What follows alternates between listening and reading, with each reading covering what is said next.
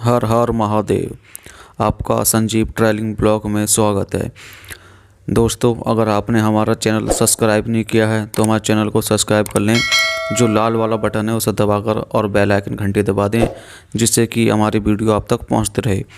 दोस्तों, आज हम बात करने वाले हैं, जब आप कावड़ उठा लेते हैं हरिद्वार से तो हम क्या करें रास्ते में और क्या ना करें, जिससे कि हमारी कावड़ बेकार न हो। मैंने एक वीडियो में आपको नियम बता दिए थे कि ये नियम करना ज़रूरी है, लेकिन ये कुछ गलतियां हैं जो हमारे भोले भक्त ये गलतियां करते हैं। जो कावड़ पहली बार लेने जा रहे हैं वो लोग, इनको पता नहीं होता कि हम क्या करें क्या ना करें। वो जल्दबाजी में कुछ ऐसा काम कर देते हैं जिससे कि बहुत ज़्यादा नुकसान हो जाता है और भोले को भी नुकसान होता है और कावड़ हमारी खंडित हो जाती है। इसलिए आप ऐसा कोई भी काम ना करें जिससे कि हमारी कावड़ खंडित हो। तो इसलिए आप कावड़ का मेला बहुत ज़ोरों शोरों से चल रहा है और कावड़िया भक्त भी बहुत आ रहे हैं हरिद्वार, और आपके भंडारे भी रास्ते में लग चुके हैं। इसलिए मैं एक एक पॉइंट करके आपको बताने वाला हूँ क्या करें क्या ना करें। पहला तो आप कावड़ ज़्यादा भारी ना उठाएं। अगर आप ज़्यादा कावड़ भारी उठाओगे तो आप थोड़ी 5 या 10 किलोमीटर आप चल दोगे, लेकिन उसके बाद में आपको प्रॉब्लम हो जाएगी। इसलिए आप कावड़ कम वजन की और हल्की कावड़ लें, जिससे कि आप कावड़ का इतना महत्व नहीं होता जितना जल का महत्व होता है। हमें बाबा पे जल चढ़ाना है, कावड़ नहीं। इसलिए आप कावड़ ज़्यादा भारी न बनाएं। और आपका अगर शरीर बढ़िया है और आपको लगता है मैं कावड़ ले जाऊंगा भारी, तो आप बना सकते हैं, वरना आप हल्की कावड़ लें और जल अपने हिसाब से भरें। दूसरा आता हमारा, हम ज़्यादा तेज़ न चलें। बहुत से भक्त होते हैं कि हम ज़्यादा तेज़ चलेंगे तो ज़्यादा जल्दी हम पहुंच जाएंगे। भोले भक्त, हमारा जो टूर है और जो हम कावड़ लेकर आते हैं, ऐसा नहीं कि हम 10-15 किलोमीटर, हमें 2-2 से 3-3 किलोमीटर चलना पड़ता है। इसलिए आप आराम से चलोगे तो आपका शरीर भी आराम रहेगा और आप जल्दी पहुंच सकते हो। आप तेज़ चलोगे तो 5-6 किलोमीटर बाद थक जाओगे। फिर आपको कम से कम 1 या 2 घंटा रेस्ट लेना पड़ेगा, जिससे कि आपकी यात्रा और पीछे हट जाएगी। इसलिए आप आराम से और मीडियम साइज चलें, जिससे कि हमारा कोई परेशानी ना हो और हमारे पैर भी बेकार ना हो। हर तीसरा आता, कावड़ को बिना नहाए कभी कावड़ ना उठाएं। मैंने कहने का मतलब है, अगर आप सुबह को उठें मॉर्निंग में तो जब नहाएं, और अगर आपका बिना नहाए धोए कभी भी कावड़ ना उठाएं। दिन में सुबह को नहाना है, फिर आप कभी भी कावड़ उठा सकते हो। फिर हमारा चौथा पॉइंट आता, वो बहुत महत्वपूर्ण पॉइंट है। बहुत से भक्त इसे मजाक में नहीं लेना। बहुत से भक्त लैट्रिन करने के बाद में नहाते नहीं हैं और वो भूल जाते हैं, दिमाग से निकल जाता।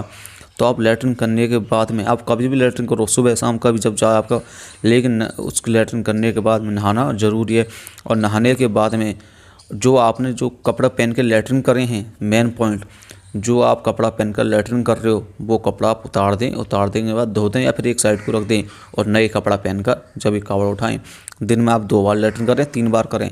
मेरा कहने का मतलब ये है, आप अगर लैट्रिन करें तो एक बार सबरे कपड़ा उतार लें, कच्चा रहने दें, और जब भी आप करें, इससे आपका ये होगा फ़ायदा कि आपका जो कपड़ा है वो आपको गंदे होने से बच जाएंगे। अगर आप कपड़ा पहनकर लैट्रिन करोगे तो आपको कपड़ा धोने पड़ जाएंगे दोस्तों।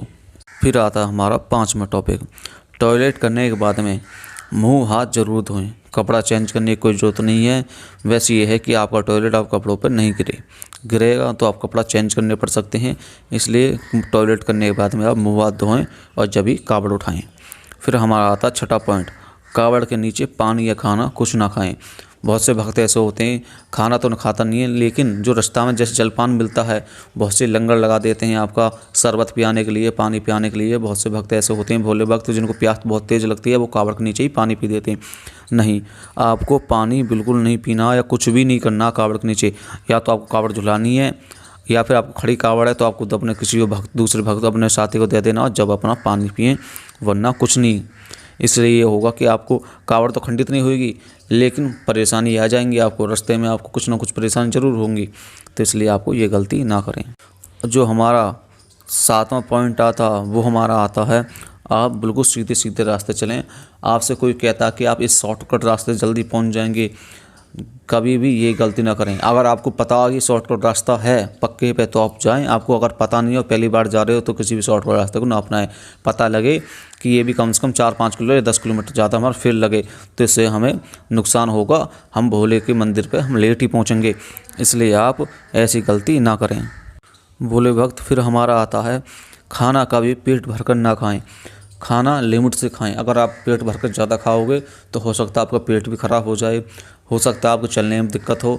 तो इसलिए लिमिट से खाएं, क्योंकि आपको हर 4-5-6 किलोमीटर या 10 किलोमीटर के आसपास आपको भंडारे मिलेंगे। भंडारे कोई कमी नहीं, जब चाहो जहाँ खा सकते हो, लेकिन लिमिट से खाओ और इतना खाओ ताकि हमारा पेट बस इतना भर जाए कि हम चलने में कोई दिक्कत ना हो, परेशानी ना हो।